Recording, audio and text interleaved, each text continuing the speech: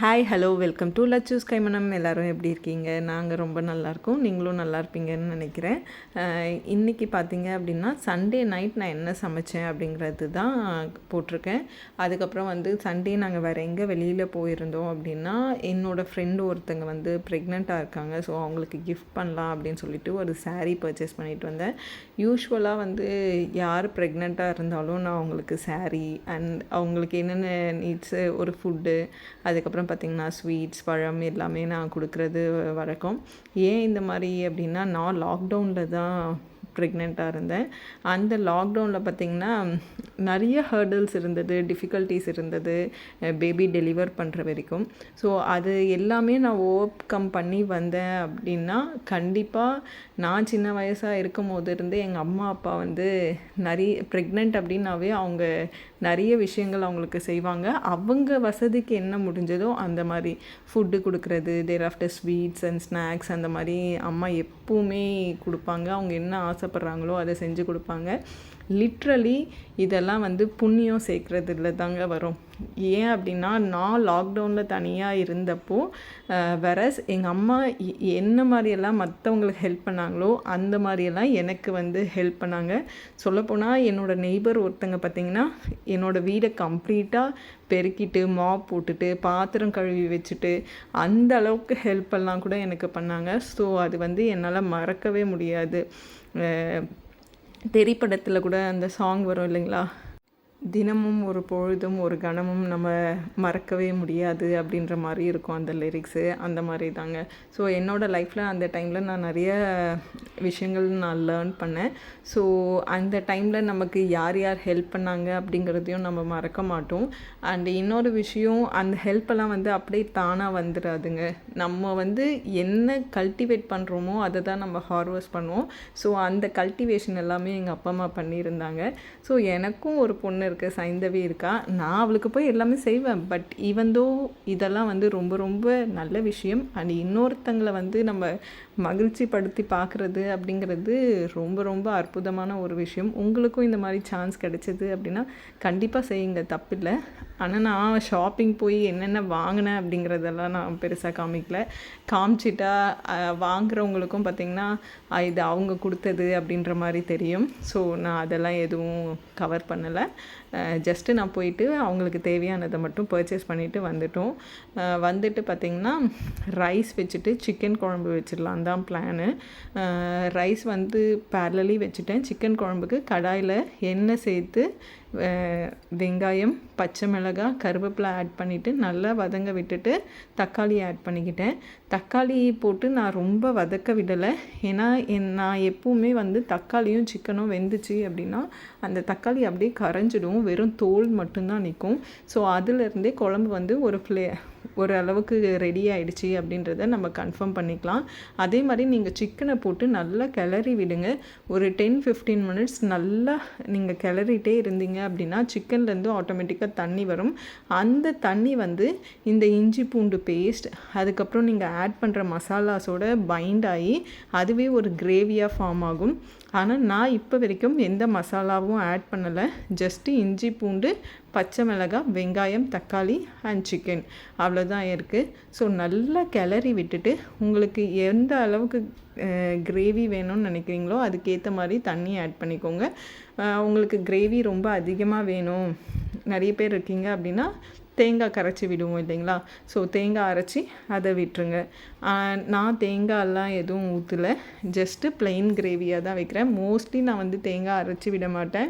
ரொம்ப ரேர் தான் தேங்காய் அரைச்சி விட்டுறது. நாங்களாக விருப்பப்பட்டு செய்தால் தான் உண்டு. உங்கள் வீட்டில் கொத்தமல்லி, புதினா எல்லாம் இருந்துச்சு அப்படின்னா கண்டிப்பாக ஆட் பண்ணிக்கோங்க. அன்னைக்கு நாள் பார்த்திங்கன்னா எனக்கு ரொம்ப பிஸியாக போச்சுங்க. மார்னிங், அதுவும் இன்றைக்கி பூச நட்சத்திரம் வேறு இருந்தது. சிறுவாபுரி முருகன் கோயிலில் திருக்கல்யாணம்.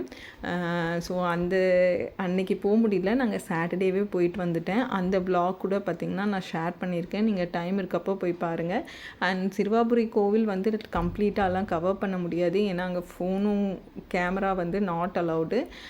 அதுவும் இல்லாமல் அங்கே நல்ல கூட்டமாக இருக்குது. ஸோ ஒவ்வொருத்தர் ஒவ்வொரு மாதிரி கேமராவுக்கு ரியாக்ட் பண்ணுவாங்க. அதனால் நான் மற்றவங்களோட ப்ரைவசியில் இன்டர்ஃபியர் பண்ண விரும்பலை. அதனால் என்னால் எவ்வளோ முடிஞ்சதோ அந்த மாதிரி கவர் பண்ணி போட்டிருக்கேன். நாங்கள் வந்து நிறையவே கோவில் போகிறது எங்களுக்கு பிடிக்கும். அண்ட் இன்னொரு விஷயம் பார்த்திங்க அப்படின்னா, அது கொஞ்சம் காம்னஸை கொடுக்குங்க. அங்கே போயிட்டு நீங்கள் சாமி பார்க்கணும் அப்படின்னு சொல்லிட்டு தள்ளு முள்ளு பண்ணிவிட்டு அந்த டென்ஷன் எல்லாம் ஆகிக்காமல் நம்மளால் எவ்வளோ தூரத்துக்கு போக முடியுதோ போங்க. உங்களால் உள்ளார போய் சாமி கும்பிட முடியலனாலும் அன்னைக்கு நாள் அந்த கோவிலில் ஏதோ ஒரு மூலையில் உங்களோட ப்ரெசன்ஸ் இருந்தால் போதும். அந்த ஏதோ ஒரு இடத்துல உட்காந்து நீங்கள் ஒரு 10-15 மினிட்ஸ் மெடிடேட் பண்ணிட்டு வந்தீங்கன்னாவே போதுங்க. சாமிக்கு தெரியும் நம்ம எப்படி ஒரு பாசிட்டிவ் விஷயத்தை நம்ம எக்ஸ்ட்ரீமாக நம்புகிறோமோ அவங்களுக்கு நல்லாவே தெரியும், சாமிக்கு நல்லாவே தெரியும். நம்மளோட அர்ப்பணிப்பு உண்மையாக இருந்துச்சுன்னு வச்சுக்கோங்களேன், எங்கே இருந்தாலும் நமக்கு அதுக்கான கிரெடிட், அதுக்கான அருள் கண்டிப்பாக கிடைக்கும். ஸோ டைம் கிடைச்சா போய் பாருங்கள். அண்ட் சிக்கன் நல்லா வதங்கிடுச்சு. இப்போ வந்து நான் தேவையான அளவுக்கு தண்ணி சேர்த்துட்டேன். இந்த வெயில் காலத்தில் பார்த்திங்கன்னா, நீங்கள் காலையில் சமைச்சாலும் சரி, மதியம் சமைச்சாலும் சரி, நைட்டு சமைச்சாலும் சரி, டீஹைட்ரேஷன், வேர்வை இது மட்டும் குறையிறதே இல்லை. நான் தண்ணி ஊற்றிட்டு எனக்கே தண்ணி தாகம் எடுத்துச்சு. ஸோ தண்ணியும் நல்லா குடிச்சிட்டு குழம்பு நல்லா கொதித்த உடனே நான் தனியா பொடியும் மிளகா பொடியும் ஆட் பண்ணிக்கிறேன். யூஸ்வலாக சிக்கன் வதக்கிறப்பவே நான் போட்டு செய்வேன். பட் எல்லா நாளும் ஒரே மாதிரி சமைக்கணும்னு அவசியம் இல்லைங்க. நமக்கு டேஸ்ட் பட்ஸ் வந்து ஒவ்வொரு நாள் வந்து ஒவ்வொரு மாதிரி இருக்கும். ஸோ அன்றைக்கேற்ற மாதிரி நம்ம கொஞ்சம் டிஃப்ரெண்ட்டாகவும் சமைக்கலாம். அதே மாதிரி சமையல் அப்படின்னா இப்படி தான் செய்யணும் அப்படின்னு சொல்லிட்டு எந்த ரூலும் கிடையாது. நம்ம ஒவ்வொரு விஷயத்தையும் புதுசாக இன்னோவேட்டிவாக ட்ரை பண்ணணும். அதில் நமக்கு நிறைய ஃப்ளேவர்ஸ் கிடைக்குங்க புதுசாக. அந்த ஃப்ளேவர்ஸை டேஸ்ட் பண்ணி பாருங்களேன், ரொம்பவே யம்மியாக இருக்கும். ஸோ ஓரளவுக்கு எனக்கு குழம்பு ஃபுல்லாக ரெடி ஆகிடுச்சு. சிக்கன் வெந்துடுச்சா அப்படிங்கிறது தான் எனக்கு ஒரு டவுட்டாக இருந்தது. ஒரு சிக்கன் பீஸையும் எடுத்து பார்த்தேன், சிக்கனும் நல்லா வெந்து இருந்தது. பட் என்ன தான் என் ஹஸ்பண்டுக்கு குழம்பு வச்சு சாதம் வச்சாலும் அவருக்கு கொஞ்சமாக ஃப்ரை பண்ணி கொடுத்தா தான் அவருக்கு ரொம்ப பிடிக்கும்.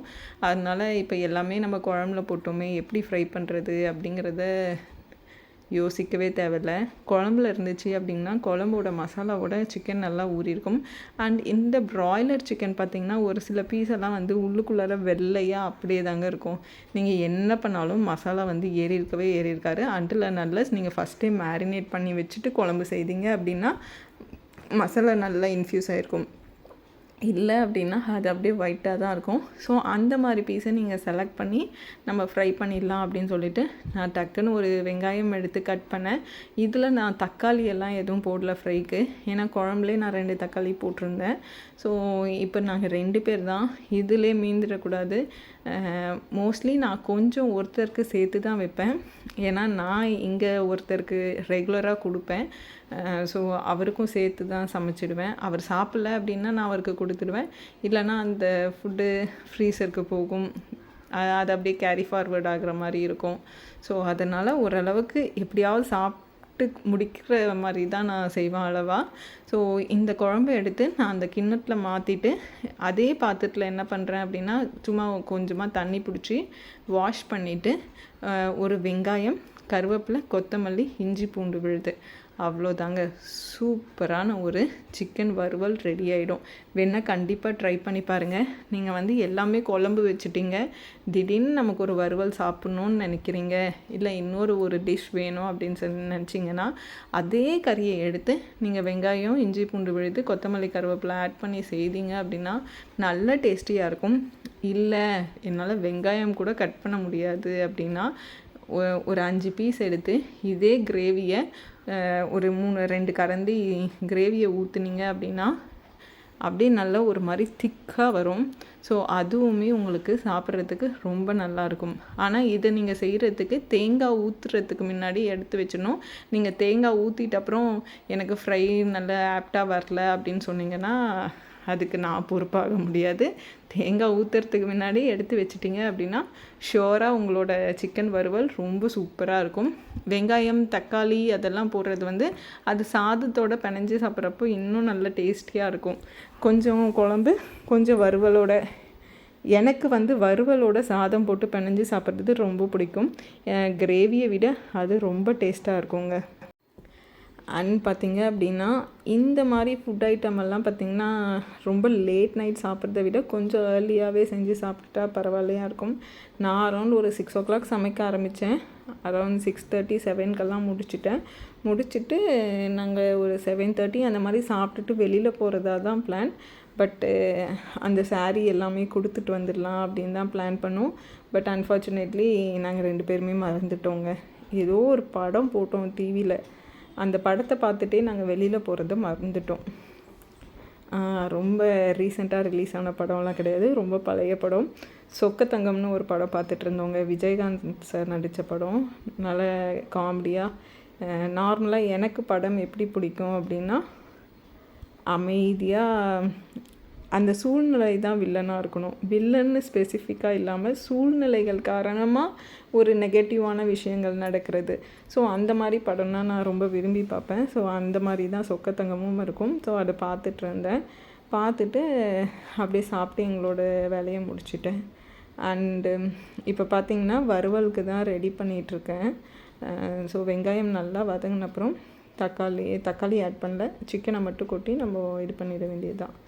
நான் என்ன சொல்லிகிட்ருக்கேன்னா, அன்றைக்கி என்னோடய கண்ணாடியை பற்றி பேசிகிட்டு இருந்தேங்க.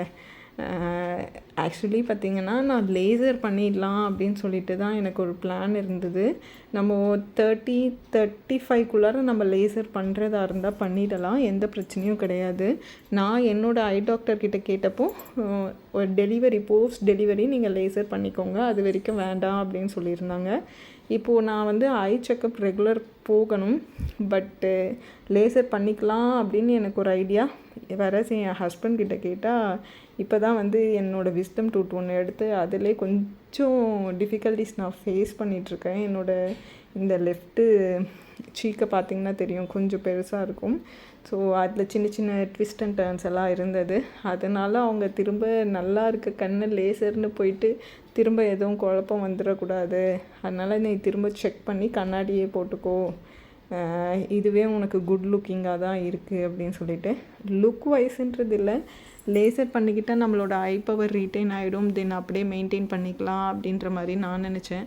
பட்டு இதில் ஏதாவது ப்ராப்ளம் வருமோன்னு அவர் நினைக்கிறதுனால அப்படியே போயிட்டுருக்கு. என்னோடய செக்கப்பும் டிலே ஆகிட்டே இருக்குது. எப்படியும் இந்த 1 or 2 monthsக்குள்ளார டிசைட் பண்ணி ஃபைனலி இதை பண்ணிடலாம். கண்ணாடி போடுறதா இல்லை லேசர் பண்ணுறதான்னு ஏதாவது ஒன்று டிசைட் பண்ணி செய்திடுவேன். அடுத்து பார்த்திங்க அப்படின்னா, ஸோ இந்த வறுவலுக்கு தேவையான தனியா பொடி, மிளகா பொடி.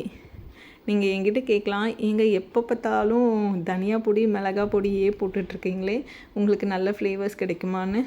நிஜமாலுமே சூப்பரான ஃப்ளேவர்ஸ் இருக்குங்க.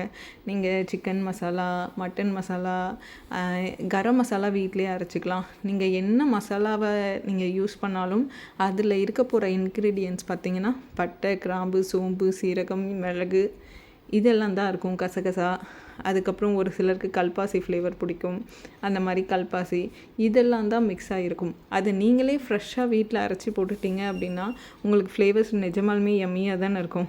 ஸோ நான் அதை தான் செய்கிறேன். இன்ஸ்டெட் ஆஃப் அந்த கடை பவுடருக்கு பதிலாக நான் வீட்டு பவுடர் யூஸ் பண்ணுறேன். ஏன் கடை பவுடர் ட்ரை பண்ணுறதில்ல அப்படின்னா, எங்கள் அம்மாவும் ட்ரை பண்ணினதில்லை, அதனால அப்படியே சாப்பிட்டு எனக்கு பழகினதுனால இங்கேயும் அப்படி. என் ஹஸ்பண்ட்க்கும் இந்த மாதிரி கடை மசாலா விட வீட்டில் இருக்க அரைச்சது தான் சாப்பிட்டு பழக்கம். ஸோ அதனால் அவருமே ஹாப்பி. அதனால் எங்களுக்கு இதுவே பிடிச்சிருக்குன்றனால போகிறோம். அண்ட் இது ஹெல்த் வைஸும் நல்லது தானேங்க. ஸோ நீங்களும் ட்ரை பண்ணி பாருங்கள். அண்டு உங்களுக்கு ஏதாவது மசாலாஸ் அந்த மாதிரி ஏதாவது வேணும்னாலும் எனக்கு பிங்க் பண்ணுங்கள். அதை பற்றின டீட்டெயில்ஸ் அண்டு என்னால் முடிஞ்சது அப்படின்னா எனக்கு டைம் கிடைக்கிறப்போ நானுமே உங்களுக்கு அதை பற்றின கம்ப்ளீட் அப்டேட் கொடுக்குறேன். நீங்கள் மசாலாலாம் சேல் பண்ணுறீங்களா அப்படின்னு கேட்குறீங்களா? கொஞ்சம் பவுடர் சேல் பண்ணிட்டு தான் இருந்தேன். இப்போ தான் கொஞ்சம் டைம் கிடைக்கிறதில்ல, அதனால் பெருசாக நான் எதுவும் பண்ணுறதில்ல. ஸோ என்னோடய எம்மியான சிக்கன் வறுவல் ரெடிங்க. உங்கள் கண் முன்னாடியே தான் குழம்பு வச்சேன், அதை அப்படியே வறுத்தேன். எவ்வளோ டேஸ்டியாக இருக்குது பார்த்தீங்களா? இதுக்கு நீங்கள் ரொம்ப எண்ணெய்லாம் சேர்க்க தேவையில்ல. ஃபஸ்ட்டு வெங்காயம் வதங்கிறதுக்கு மட்டும் எண்ணெய் ஆட் பண்ணியிருந்தீங்க அப்படின்னா மிச்சம் அந்த குழம்புல இருக்க எண்ணெயே. இதுலேயும் கொஞ்சம் கொழுப்பு இருக்குங்க, சிக்கனோட ஸ்கின்னில் கண்டிப்பாக கொழுப்பு இருக்கும். ஸோ அந்த எண்ணெயே நமக்கு இதுக்கு போதுமானதாக இருக்கும். அடுத்து பார்த்திங்கன்னா எல்லாமே எடுத்துகிட்டு ஒரு பிடி சாதம் போட்டு அப்படியே கிளறி விட்டு சாப்பிட்டா என்ன டேஸ்டியாக இருக்கும் தெரியுங்களா. நான் ரொம்ப கிளறல, ஏன்னா இந்த பானலில் வந்து கீரல் விழுந்துடும். அண்டு அங்கே வந்து அடி பிடிக்கவும் இல்லை, இந்த மசாலா லைட்டாக ஒட்டிகிட்ருக்கு. ஸோ அதை நீங்கள் தண்ணியில் ஒரு 5 மினிட்ஸ் விட்டீங்க அப்படின்னாவே ஈஸி வாஷபிளாக தான் இருக்கும். இந்த கடாய் வந்து எவர் சில்வர் தாங்க, அலுமினியமோ இண்டோலியமோ கிடையாது, எவர் சில்வர் கடாய் தான். உங்களுக்கு சமைக்கிறதுக்கு நல்லா ஈஸியாக தான் இருக்கும். அடி பிடிக்காது, எதுவும் பெருசாக இது பண்ணாது. நான் மோஸ்ட்லி எல்லா பாத்திரத்தையும் வந்து நான் மேலே தான் எடுத்து போட்டு வச்சுருந்தேன்.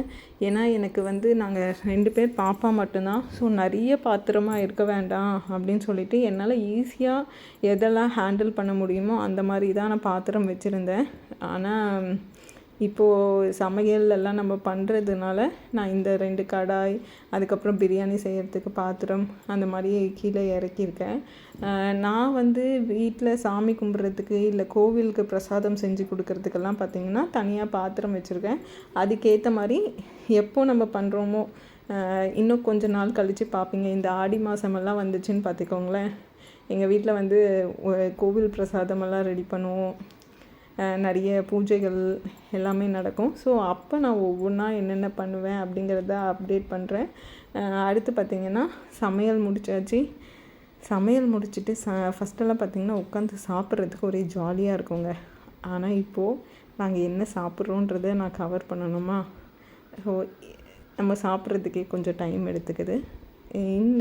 நேற்று நைட் எங்கள் வீட்டில் என்ன சமையல் அப்படின்னா, சிக்கன் வறுவல், சாதம், சிக்கன் குழம்பு, ரசம் வைக்கலை, டைம் ஆகிடுச்சி, இருக்கிறதே போதும் இந்த அளவுக்கு சாப்பிட்டாவே அப்படின்னு சொல்லிட்டு நான் குழம்பெல்லாம் எதுவும் பண்ணலை. அப்படியே ரசமெல்லாம் எதுவும் பண்ணலை, குழம்புன்ட்டு ரசம் எதுவும் வைக்கலை. ஸோ அது மட்டும் சாப்பிட்டுட்டு நல்லா ஜாலியாக ஒரு காமெடியாக ஒரு எமோஷ்னலி சென்டிமெண்டல் படம் ஸோ பார்த்துட்டு அன்றைக்கி எங்களோட வீக்கெண்ட் ரொம்ப சூப்பராக முடிஞ்சது.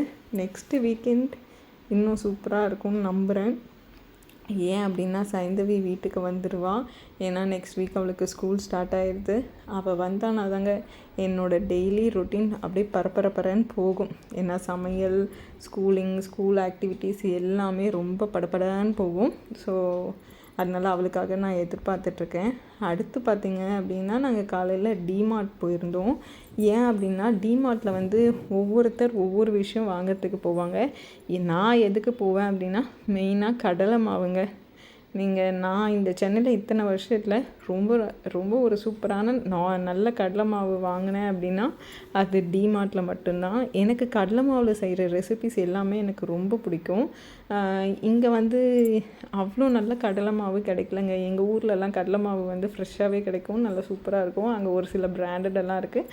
அது எங்கள் ஊரோட லோக்கல் பிராண்ட் தான், பட் கொஞ்சம் பியூராக நல்லா இருக்கும்.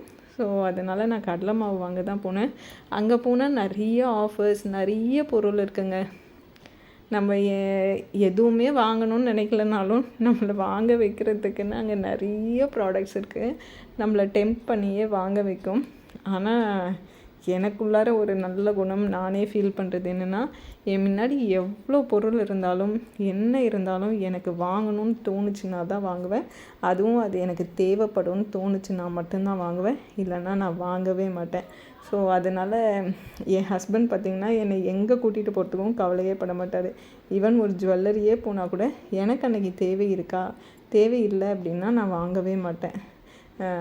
ஸோ அதனால் அவருக்கு ரொம்பவே பிலீஃப் அதிகம். நிறைய க்ளோத்ஸ் இருந்தது, அதுக்கப்புறம் school stationery items, water bottles, அதுக்கப்புறம் லஞ்ச் கிட்டு, இந்த மாதிரி நிறைய ஐட்டம்ஸ் இருந்தது. பர்ச்சேஸும் நிறைய பண்ணிகிட்டு இருந்தாங்க. ஆஃபர்ஸுமே நிறைய இருந்தது. 5%லேருந்து உங்களுக்கு 50%, 70% ஆஃபர் எல்லாம் ப்ராடக்ட்ஸ் மேலே இருந்தது. நான் வந்து ஒரு வாட்டர் பாட்டில் மட்டும் வாங்கினேன். ஏன்னா சைந்தவிக்கு வந்து சிப்பர் பாட்டில் எல்லாமே வந்து பழசாயிடுச்சு. அதனால் அவளுக்கு ஒரு பாட்டில் வாங்கலாம் அப்படின்னு பார்க்கல.